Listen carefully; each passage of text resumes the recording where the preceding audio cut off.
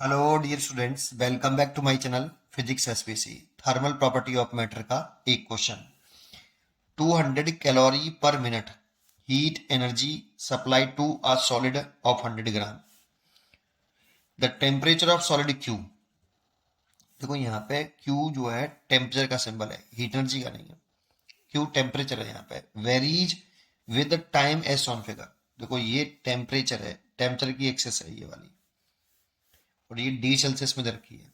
0 degree Celsius नहीं है वो, डी सेल्सियस है। और ये टाइम में दे रखी है, टाइम की एक्सेस है, और मिनट में दे रखा है टाइम। ठीक है, और ये ग्राफ दे रखा है हमें। The latent heat of fusion of substance. Latent heat of fusion पूछ रहा है, फ्यूजन। ठीक है, और जो फ्यूजन होता है वो कांस्टेंट टेम्परेचर पर होता है। ठीक है ना, जरा देखते हैं। चलो, तो एक हमारे पास सॉलिड है। देखो ये बना लिया मैंने एक सॉलिड जिसका मास 100 डिग्री सेल्सियस है। इनिशियली इसका टेम्परेचर नेगेटिव में रहा हुआ यहाँ कहीं। ठीक है, तो माइनस का थीटा 1 कह देता हूँ एट, ये नेगेटिव में रहा होगा।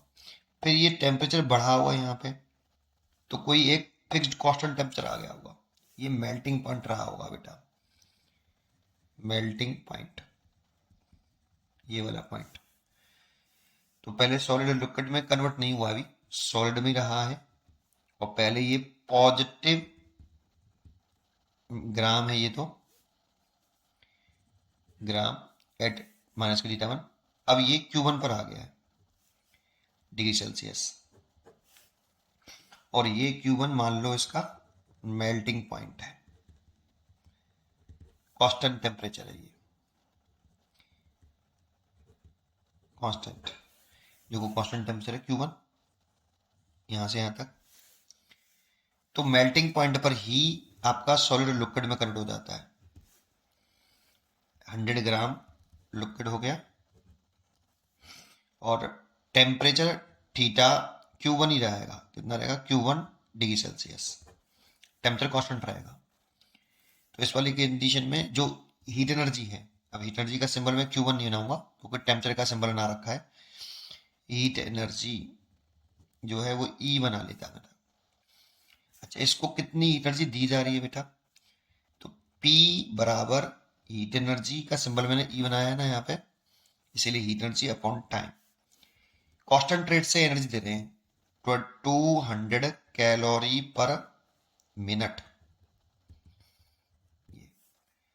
P बराबर E अपॉन टी, मतलब ये रेट ऑफ हीट एनर्जी है कि कितनी रेट से हीट एनर्जी हम इस सॉलिड को दे रहे हैं।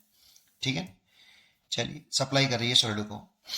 ठीक है, तो Q1 इस पर ये आपका सॉलिड लिक्विड में कन्वर्ट हुआ, तो मास of latent heat of fusion ये आएगा। तो ये कांस्टेंट टेम्परेचर पर हो रहा है बेटा ये। ठीक है ना, ये कांस्टेंट टेम्परेचर है Q1, तो मैंने Q1 ही माना है डिग्री सेल्सियस में। मेल्टिंग पॉइंट मान लिया, कांस्टेंट तो है ही दिख रहा है। ये लेटेंट हीट ऑफ वेपराइजेशन होगी ये वाली। यहाँ पे ये सॉलिड होगा, और ये वाला जो पोर्शन है ये सॉलिड प्लस लिक्विड होगा, और यहाँ आके कंप्लीटली लिक्विड में कन्वर्ट हो गया होगा इस जगह पर। फिर ये लिक्विड रहेगा पूरा यहाँ तक ऐसे। ठीक है, तो इस जगह पे देखें तो E बराबर कितना आ गया? Mass into latent heat of vaporisation. वैसे एक्चुअल में क्यू लिखते थे इसको, लेकिन सिंबल ही टेम्परेचर का क्यू बना रखा है। टेम्परेचर है बेटा, ये हीट एनर्जी नहीं, कंफ्यूज मत होना। ठीक है, अच्छा अब E की वैल्यू देखो यहाँ से निकाल सकते हैं, P इंटू टी करके।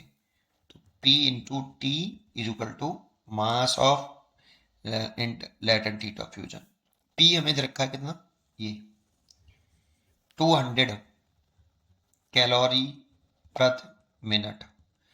टाइम देखें तो इस कितना टाइम लग रहा है यहाँ से यहाँ तक। देखो यहाँ पे 5 है, यहाँ 20 है, तो 20 में से 5 हटा देंगे।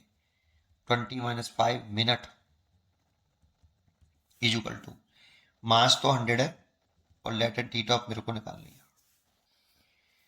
तो देखो ये मिनट से तो मिनट कट गया, ये कैलोरी में आ गया, तो ये हो गया 200 इंटू 20 में से 5 गए तो 15 कैलोरी, और ये मास में आ रहा है 100 gram into latent heat of fusion.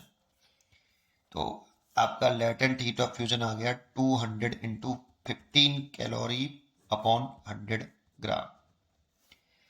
तो ये काट दिया इसको 2 बार, 30 कैलोरी पर ग्राम लेटेंट हीट ऑफ फ्यूजन इतना आया। ठीक है, उम्मीद करता हूं कि आपको ये जरूर समझ में आया होगा। पढ़ते रहिए और खुश रहिए। Thank you. इसकी चॉइस हो गई D, D choice is correct, 30 calorie पर ग्राम।